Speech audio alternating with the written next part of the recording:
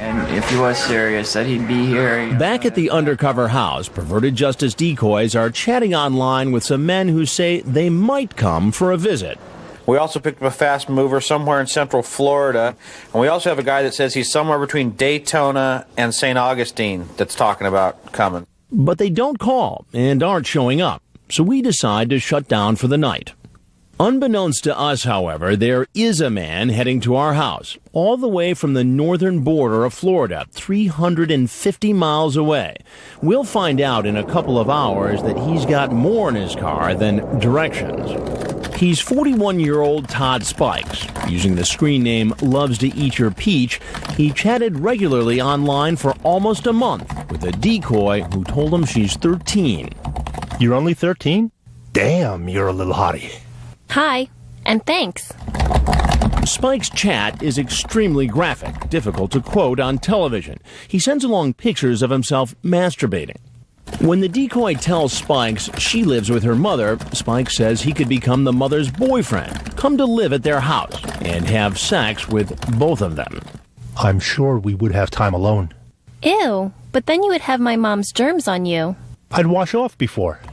Spikes also tells the girl he wants to watch her perform oral sex on another man. The decoy is curious. Where are you going to find him? Probably the mall, or maybe on here, but the mall is a sure place. Just walk up to someone? Sure. Wow. What if they get mad or something? They won't. They jump at the chance to you.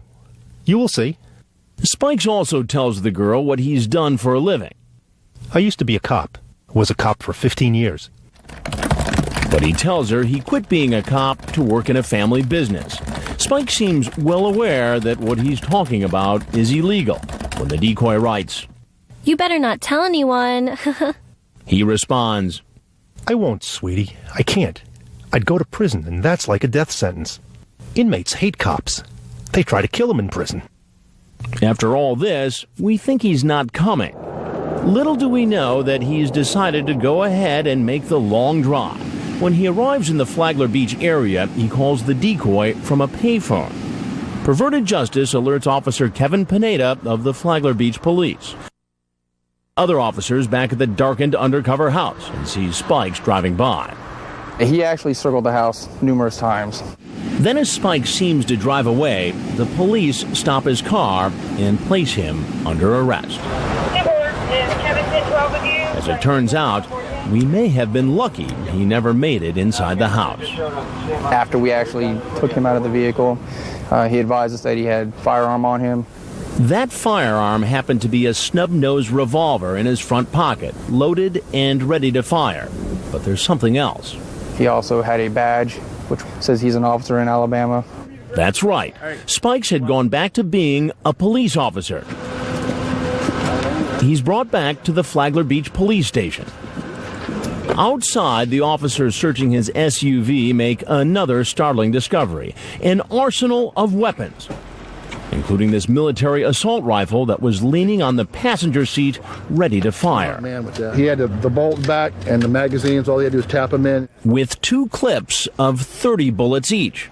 And that's just the beginning. Flagler Beach Police Chief Roger Free. You have a 38 Smith & Wesson Special there, a Glock 40, and a 45 caliber 6-hour. You have a 12-gauge shotgun back there. That, along with about 800 rounds of ammunition. Is there any legitimate reason for a cop to be driving around with all that firepower? No. I can think of no reason at all that you would have that much ammunition or the type of ammunition that he had. Spikes also had 3 cell phones, 2 bulletproof vests, video and digital cameras, and pornographic DVDs. Do you think that we dodged a bullet, quite literally? Absolutely. There was probably an angel sitting on everybody's shoulder that night. Thought I'd give you a courtesy call to let you know we have arrested one of your officers. Chief Free calls the police chief of Spike's department in Florala, Alabama. Free learns that Spikes had just gotten his badge. He said the guy just started working back for him. Just finished up his refresher course so he could come back into the law enforcement in Alabama. Todd, the only thing I ask of you when you're in here is just not to make any sudden moves. You know that drill, right? Yeah, I know it all too well. Yeah. Other than giving his name and address, Spikes doesn't want to speak to Detective Williams. And are you willing to talk to me? No? And he doesn't want to speak to Dateline either. That's okay. We're with Dateline NBC, and I just want to give you a chance if you wanted to say anything about what happened tonight or anything else. Do you want to talk to us?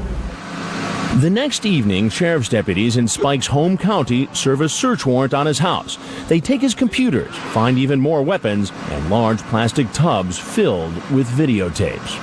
What the nature of those videos are, we don't know yet. They're being analyzed by the state crime lab. Later, investigators examine Spike's computers and find nothing relevant except the chat Spike's had with the decoy. Spike's lawyer told us all those weapons were used by his client in his work as a police officer, and when off duty, Spike stored them in his car. However, the police chief at Spike's department says he wasn't authorized to carry all those weapons on duty, and Spikes could have had a place to store the weapons at the station if he'd asked.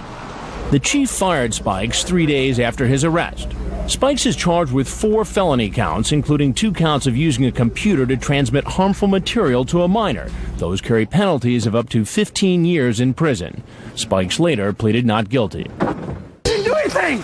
Come on, dude, I didn't do anything! I did not do anything yet! Let go of the keys. No, they're my keys. Let go of the keys! All right. 21 arrests in our Flagler Beach investigation. Detective Liz Williams thinks using decoys may have prevented real crimes from taking place. It gave me a great amount of satisfaction to make 21 arrests and not have a child in front of me who is devastated and broken, truly beyond repair. Police Chief Roger Freed. What message do you think this investigation sends out, both in your community and across the country? We are willing to do anything legally possible to keep our children safe in our community. We may be small, but we will use all of our resources to keep them out of our area and protect our children.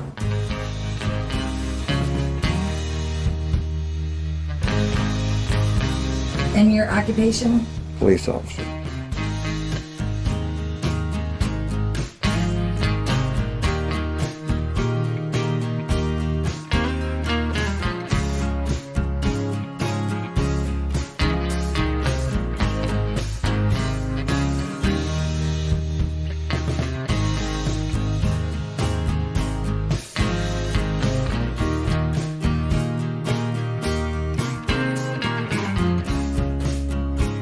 I used to be a sheriff deputy. I'm a police officer now. You work for a city? Yes. And where is that? Florella, Alabama.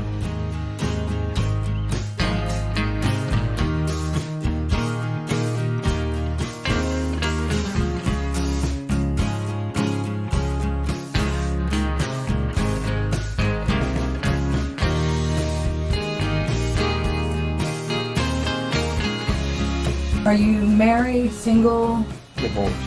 divorced? Can I ask a question? Sure.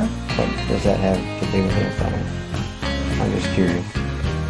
The fact that if I was married or not or whatever, what does that have anything to do with anything?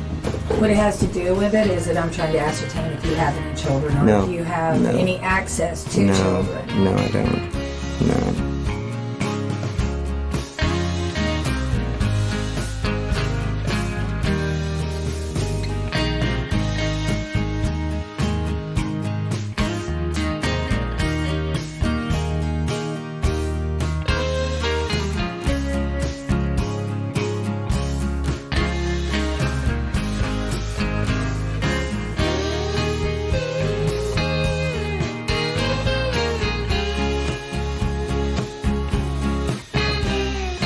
My dad's Rolex watch is in the console. I got it when he died, so how would I get that back?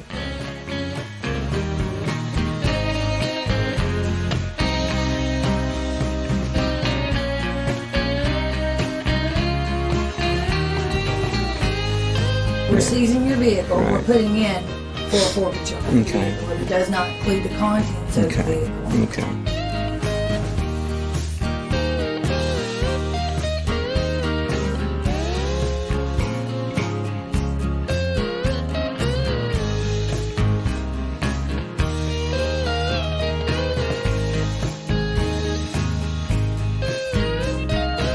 Can we take him out in the hallway and sit him down? You're going to have to just be patient, sir. It'll be a little while before we go to the jail. All right.